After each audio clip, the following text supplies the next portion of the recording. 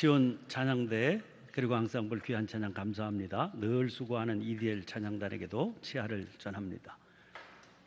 기록적인 폭염의 기세가 하룻밤 사이에 꺾여버렸습니다. 무더위와 씨름하다가 새벽녘에 일어나면 몸이 땀에 젖곤 했었는데 이제는 창밖에서 불어오는 바람이 선을 하다못해 썰렁하기까지 합니다. 폭염하지만 정말 더웠죠. 오죽하면 말레이시아, 대만, 싱가포르 같은 곳에서 온 분들까지도 우리나라가 더 덥게 느껴진다 그랬겠습니까? 지난 주간 2번의 장례식에 참석했습니다. 연세가 높으시거나 평소에 허약하신 어르신들이 혹독한 더위를 이겨내지 못하신 것은 아닌가 싶었습니다. 이런 상황이 계속되니까 곳곳에서 가을은 도대체 언제 오느냐 그런 얘기들이 무성했습니다. 사람뿐이겠습니까? 더위에 죽어나가는 닭, 돼지는 말할 것도 없고 녹조로 뒤덮인 강과 바다, 가뭄에 신음하는 산천 초목이 모두 시원한 바람을 기다리는 기다림으로 녹초가 되어 있는 것 같이 보였습니다. 그러다가 갑자기 등장한 가을 하늘을 보니까 이제는 살았다 싶은 마음이 들 지경입니다. 그러나 지금 우리에게 질식할 것 같은 상황은 사실은 무더위만이 아닙니다. 지난 24일 시리아 알레포라고 하는 도시에서 보내온 한 장의 사진이 온 세계에 큰 충격을 안겨주었습니다.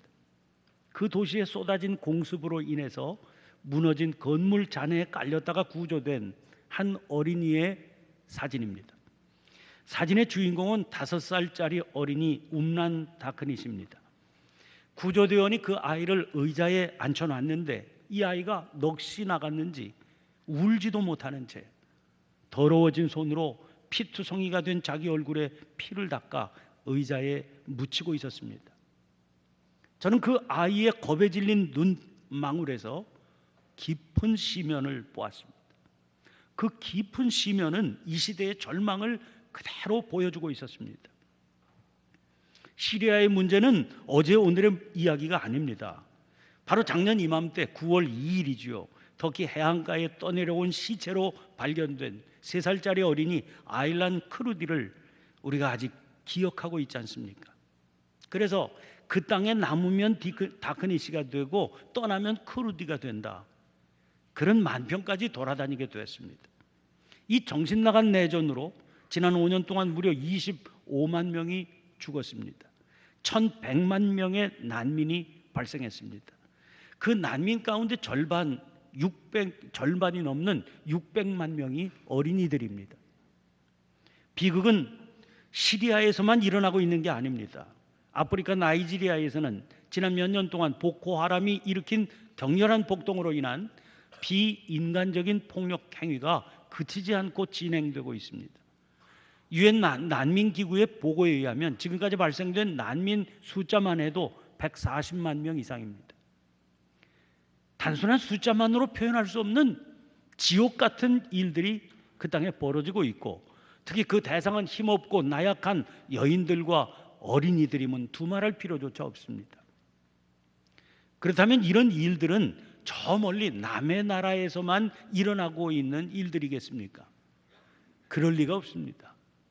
며칠 전 눈길을 끄는 신문기사 제목을 보게 됐습니다. 이런 내용입니다. 여름이면 어김없이 극장가에 등장하던 공포 영화가 눈에 띄게 줄었다. 그리고 그 제목 밑에 실린 기사의 내용은 한마디로 이런 것입니다. 지금 대한민국 전체가 일상적인 공포에 떨고 있어서 구태여 극장까지 가서 돈 내고 공포 영화 볼 필요가 없게 된 게 이유다 하는 겁니다. 일상적으로 경험하는 현실이 영화보다 더 잔인한데 구태여 무슨 공포 영화까지 필요하겠느냐 하는 겁니다. 고용 불안이 심화된 사회에서 느끼는 실직의 공포, 여성들이 날마다 느끼는 흉악 범죄에 대한 공포는 귀신보다도 사람이 더 무섭다. 그런 말이 돌게 만들었습니다. 불확실한 미래에 대한 공포 또한 남의 일이 아니지요. 그래서 50대 남성의 26.6%가 그런 공포를 일상적으로 느끼며 산다고 설문에 대답했습니다. 50대 남성들이야 그렇다고 칠 수 있을 것 같기도 합니다. 그런데 심지어 10대 남성들 25%, 20대 여성들 23.5%, 40대 남성들도 20.4%가 그런 공포를 느낀다는 대답을 했다는 겁니다. 한마디로 10대부터 50대까지 편차가 거의 없더라는 거죠. 어디 50대까지만이겠습니까? 그래서 요즘은 뉴스 보기가 두렵습니다. 친족 살해, 그것도 부모가 제 자식 죽이고 학대하는 어린이 학대와 폭력과 살인, 묻지마 살인 같은 끔찍한 사건들이 하루가 멀다 하고 터져나오기 때문입니다. 세대 간 성별 사이의 대화는 단절되었을 뿐만 아니라 오히려 증오에 가까운 적대감으로 가득 차 있습니다. 진보와 보수 같은 생각의 차이는 인정이 되지 않아서 토론이 아니라 미움과 비난의 전쟁이 수도 없이 벌어지고 있는 판입니다. 이런 상황은 누구에게라도 짜증과 허무함을 안겨주게 됩니다. 결과적으로 병적으로 이 분노가 조절이 안 되는 그런 분노 사회가 되어버렸습니다. 2014년 사법연감에 의하면 재작년 한 해 전국 법원에 접수된 고소 고발 사건은 약 650만 건, 그러니까 국민 1인당 0.12건에 해당된다고 합니다. 이웃나라 일본과 인구 대비로 살펴보니까 무려 일본보다 약 60배에 달하는 비율입니다. 순간적인 화를 참지 못해서 저질러지는 범죄도 폭발적으로 늘어가고 있습니다. 보복운전 같은 것이 사회 문제가 되고 있는 그런 상황만 보아도 알 수 있지요. 정신이 바로 박혀 있는 사람이라면 누구라도 한탄하지 않을 수 없는 그런 세상이 됐습니다. 그래서 답답하고 참담합니다. 그런데 한편으로는 상황이 이 지경인데 우리는 아니 누구누구를 말하기 전에 나는 어떻게 하루하루를 아무렇지도 않은 듯 살아가고 있을까? 그런 마음이 들었습니다. 그래서 주변을 돌아보았습니다. 속으로의 어떤지 모르겠는데 아무런 일도 없다는 듯 담담한 얼굴들을 볼 수 있었습니다. 이게 도대체 뭘까 싶습니다. 장례식장에서 경험한 일입니다. 장례 예배를 다 마치고 운구를 하기 위해서 도열했습니다. 그렇게 도열한 사람들 앞으로 그 장례식장에 청소하는 분들이 오고 가는 모습이 보였습니다. 이쪽에는 슬픔에 잠겨서 눈물 흘리고 통곡하는 이들이 있는데 그들조차 그분들에게는 평범한 일상의 한 장면일 뿐이었습니다. 그러니까 그분들에게 그 아침에는 아무 일도 일어나지 않은 그런 아침이었습니다. 그렇게 별것 아닌 일로도 밝게 웃을 수가 있고 기뻐하거나 속상할 수 있는 그런 아침이었던 겁니다. 평소에는 그러려니 하고 지나쳤는데 그 아침에는 유난히 그 장면이 참 생경스러운 마음으로 다가왔습니다. 그러면서 처음 성지순례 갔을 때의 생각이 떠올랐습니다. 예루살렘에서 주님께서 십자가 지고 올라가셨던 골고다 언덕길 비아 돌로로사를 함께 갔던 일행과 올라가던 때 들었던 생각입니다. 워낙 많은 순례객들이 찾는 길이라 그들을 위해서 만들어 놓은 십자가가 거기 있었습니다. 일행 중 몇 분이 십자가를 교대로 짊어지고 함께 간 일행들이 그 뒤를 따라 함께 그 언덕길을 올라갔습니다. 예루살렘에 지금은 아주 그 길이 좁은 골목길이 되어 있었고 길 주변에는 순례객들을 상대로 잡다한 기념품을 파는 그런 가게들이 늘어서 있었습니다. 어떻게 참가한 성지 순례겠습니까? 어렵게 순례의 길에 참가한 분들이니까 그 예수님 올라가신 그 언덕길을 올라가는 그 마음이 어땠겠습니까? 감격의 눈물을 흘리며 올라가게 되지요. 그런데 그렇게 감격의 눈물을 흘리면서 십자가를 지고 올라가는 그 길 주변의 상인들에게는 그 장면이 일상이었습니다.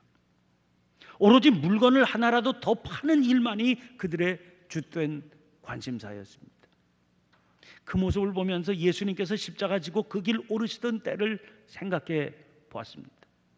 인간의 죄를 당신 홀로 짊어지고 그 언덕 주님께서 오르고 계셨을 때 그 자리에서 그 장면을 지켜봤던 무리들은 어땠을까를 생각하게 됐습니다. 물론 어머니 마리아를 비롯 제자들의 마음이야 말로 표현할 수가 없었겠지요. 그러나 그들 외에 대부분의 사람들의 모습이 저 장사꾼들과 다르지 않았으리라, 그런 마음이 들었습니다. 오늘 우리는 예배드리러 이 예배당을 향해 왔습니다. 오늘 본문 말씀에는 표제어가 붙어 있습니다. 제가 가진 성경에는 그 표제어의 내용이 아주 푸른 활자로 눈에 띄게 인쇄되어 있습니다. 내용이 뭐라 되어 있던가요? 성전에 올라가는 노래입니다.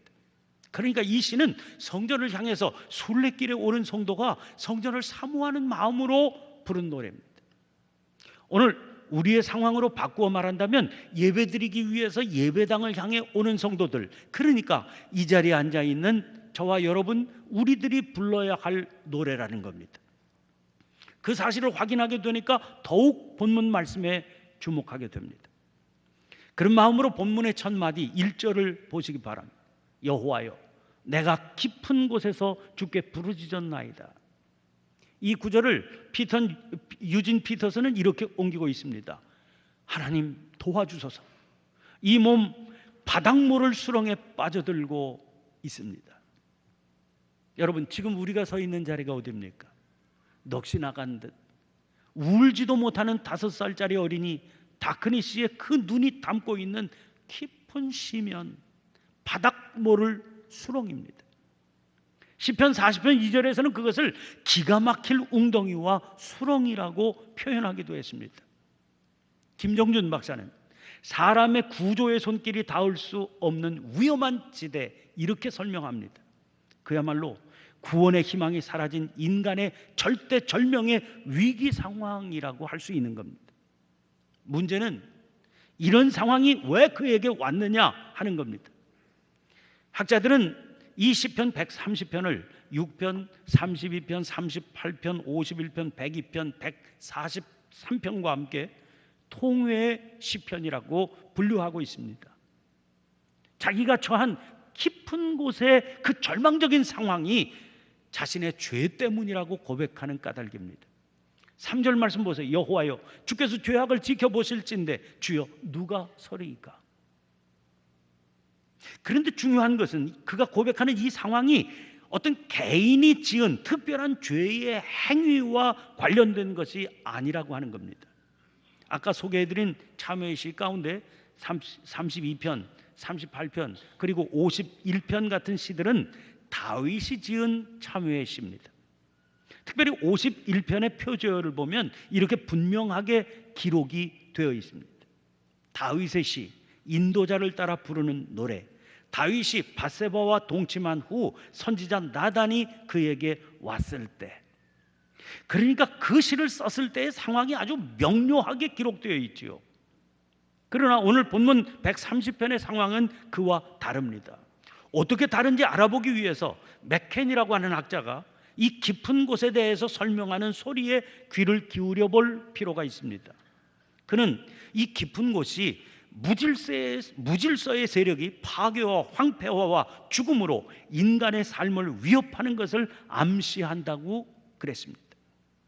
이 말은 여기 등장하는 이 깊은 곳이 개인이 처해 있는 특수한 정황이 아니라는 말입니다. 인간 세상을 무질서와 혼돈에 빠뜨려서 비인간적인 삶을 살게 만들어서 결국은 죽음에 이르게 하는 가장 절망적이지만 누구에게나 찾아올 수 있는 보편적인 순간을 의미하기 때문입니다. 그러므로 오늘 본문 말씀은 이 시를 노래한 시인이 개인적으로 자기가 무슨 구체적인 잘못을 저질러서 쓴 그런 시가 아닙니다. 이 시인이 동의하는 죄는 이스라엘의 죄입니다. 그래서 8절에 그가 이스라엘을 그의 모든 죄악에서 속량하시리로다, 그렇게 노래하게 된 겁니다. 자기들이 저지른 그 죄의 결과로 이스라엘은 지금 심각한 죄의 무게에 짓눌려 살아가고 있는 겁니다. 그런 의미에서 여기 등장하는 깊은 곳은 지금 우리 사회가 처해 있는 이 절망적이고 참담한 깊은 시면과 다르지 않습니다. 한 줄기 희망의 빛도 찾아볼 수 없는 세상의 절망입니다. 지금 이 세상에서 사람들이 닥치는 대로 쏟아내고 있는 분노는 사실은 그 절망에서부터 터져 나오는 고통의 신음과 다르지 않습니다. 그리고 그 절망은 원인이 다른 데 있지 않습니다. 우리들의 죄 때문인 겁니다. 그런데 시인은 그 상황을 나와는 관계없는 일이라고 여기지 못합니다. 자기와 관계가 있다고 여기기 때문이죠. 관계가 있다고 여긴다는 건 무슨 말입니까? 그 깊은 곳에서 빠져서 허우적대는 상황이 바로 자기 자신의 상황이기도 하다, 그렇게 받아들인다는 겁니다. 이거 자기의 문제라고 여기기 때문에 나 몰라라 할 수가 없습니다. 나 몰라라가 다 뭡니까? 이스라엘 공동체의 무거운 죄짐을 자신이 짊어지고 하나님을 향해서 나아가면서 필사적으로 부르짖고 있는 겁니다. 그의 부르짖음이 필사적이라는 걸 어떻게 알 수 있습니까? 오늘 본문 시편 130편은 불과 8절에 불과한 짧은 시입니다. 그 짧은 시 속에서 우리는 여호와 혹은 주, 그러니까 하나님을 찾는 소리를 13번이나 듣게 됩니다.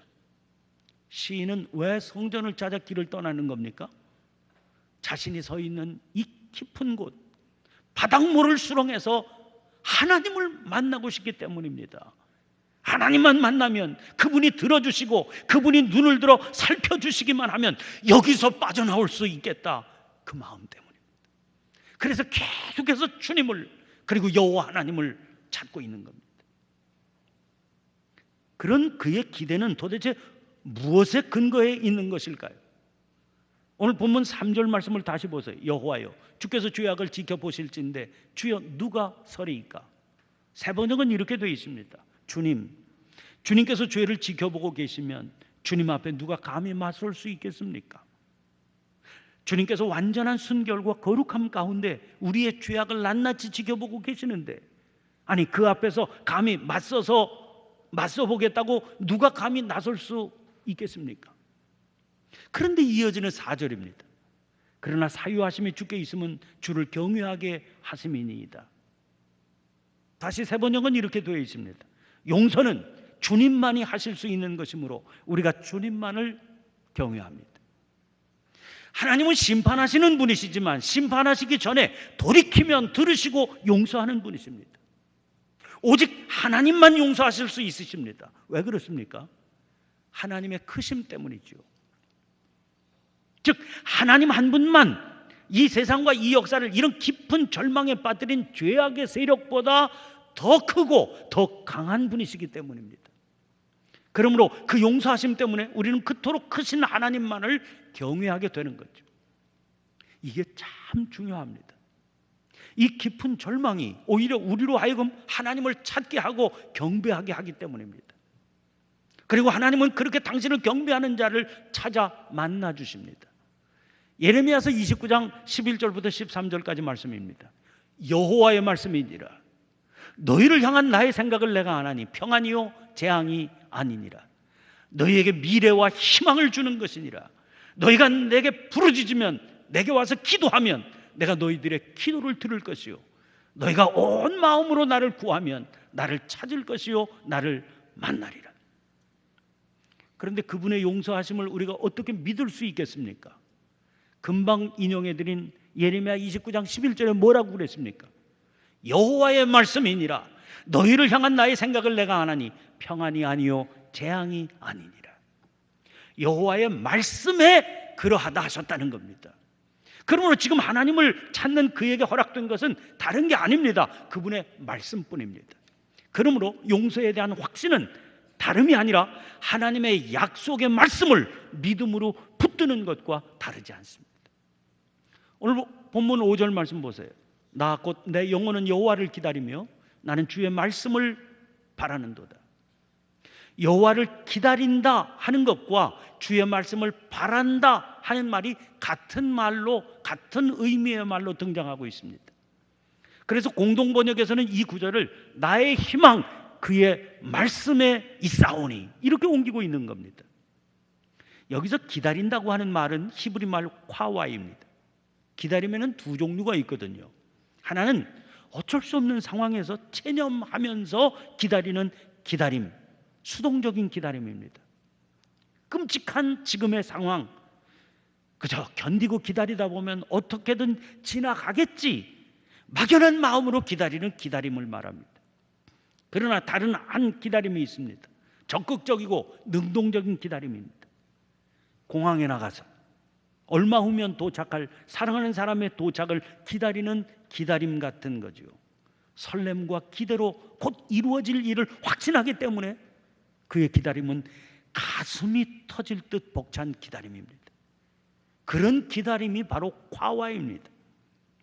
그런 기다림이기 때문에 시인은 내가 그냥 기다린다 그렇게 말하지 않고 내 영혼이 기다린다고 그랬습니다. 자기의 전 존재, 내면의 저 깊은 곳에서부터 기다리고 있다 하는 말을 하고 싶었던 거죠. 그만큼 자기의 전 존재로 반드시 이루어질 그날을 믿음으로 붙들고 뜨거운 기대와 갈망 속에 기다린다는 거예요. 눈앞의 상황은 절망할 수밖에 없는 상황인 게 틀림없습니다. 그러나 그런 전 존재의 기다림이 주는 에너지는 그 속에서 그를 일으켜 세워서 그런 속에서도 힘을 얻게 만들어주는 겁니다. 이사야서 40장 30절 31절입니다. 소년이라도 피곤하며 곤비하며 장정이라도 넘어지며 쓰러지되 오직 여호와를 앙망하는 자는 새 힘을 얻으리니 독수리가 날개치며 올라가 같을 것이요 다른 박질하여도 곤비하지 아니하겠고 걸어가도 피곤하지 아니하리로다. 그런데 이런 기다림이 가능한 것에는 한 가지 이유가 있습니다. 나는 주의 말씀을 바라는도다. 그분의 말씀이 있었기 때문입니다. 그 약속의 말씀을 붙들고 있기 때문에 타는 목마름으로 그 깊은 시면 속에서 절망하지 않고 기다릴 수 있는 것이죠. 6절입니다. 파수꾼이 아침을 기다림보다 내 영혼이 주를 더 기다리나니 참으로 파수꾼이 아침을 기다림보다 더하도다. 파수꾼은 한밤중에 잠자리에 들 수가 없습니다. 그의 책임이 파수서는 일이기 때문입니다. 편히 자면서 쉬어야 할 시간에 깨어있는 것만으로도 견디기 어려운 고통이지요. 그러나 그의 일이 뭡니까? 파수 아닙니까? 잠들지 말고 깨어있어서 성의 안위를 돌보아야 하는 일이지요. 중요한 책무입니다. 참으로 어깨가 무겁습니다. 이 짐에서 그가 벗어날 수 있는 길은 해가 돋는 새벽이 오는 것뿐입니다. 그런데 파수꾼은 분명히 알고 있습니다. 지금은 한밤중 빛이라고는 찾아볼 수 없는 깊은 밤입니다. 그러나 새벽은 이미 저만치에서 오고 있습니다. 새벽이 오고 있다는 사실을 알고 있기 때문에 그는 절망하는 대신에 기다림을 택할 수 있는 겁니다.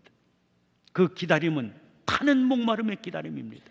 그러나 타는 목마름에도 그는 주저앉아 절망하거나 낙심하지 않습니다. 오히려 밤이 깊을수록 고개를 들어서 분명히 다가오고 있는 그 새벽을 목마름으로 기다립니다. 시인의 노래에 다시 귀를 기울여 보세요. 내 영혼의 기다림은 파수꾼의 기다림보다 더합니다. 파수꾼은 새벽이 오는 것을 알기 때문에 절망하지 않고 기다릴 수 있습니다. 그렇다면 시인은 파수꾼의 기다림보다 더한 기다림을 어떻게 감내할 수 있겠습니까? 나는 주의 말씀을 바라는도다. 주의 약속하신 말씀을 믿기 때문이지요. 여기 등장하는 바라는도다는 히브리 말 야할입니다. 하나님이 약속하신 그대로 반드시 행동할 것이다.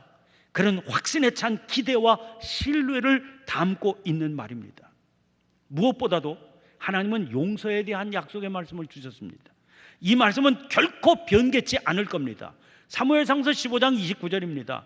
이스라엘의 지존자는 거짓이나 변개함이 없으시니 그는 사람이 아니심으로 결코 변개하지 않으심이니이다. 이것이 우리들이 확신을 안고 바랄 수 있는 근거가 됩니다.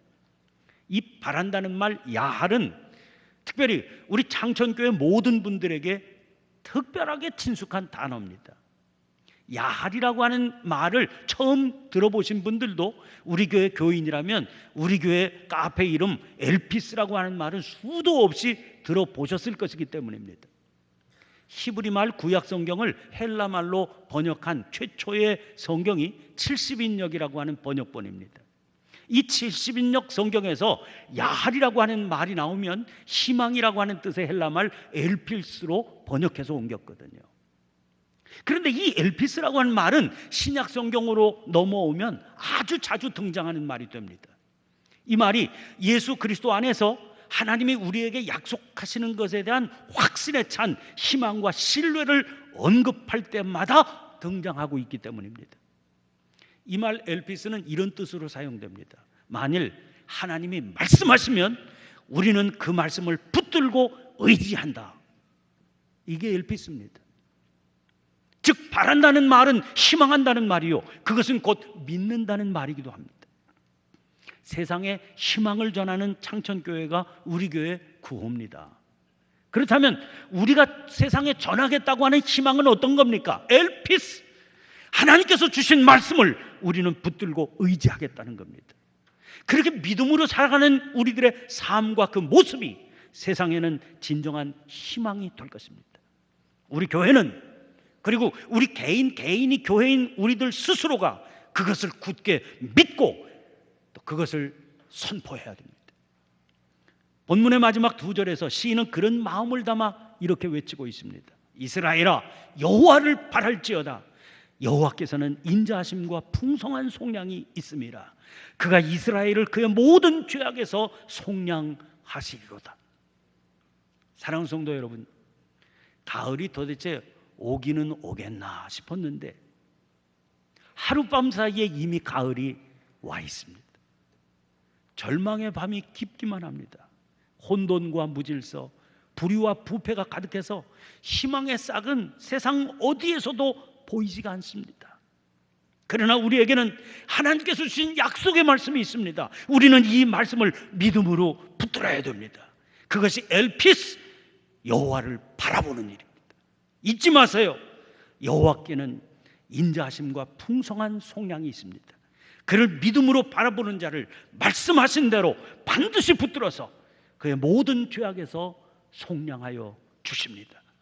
기도하겠습니다.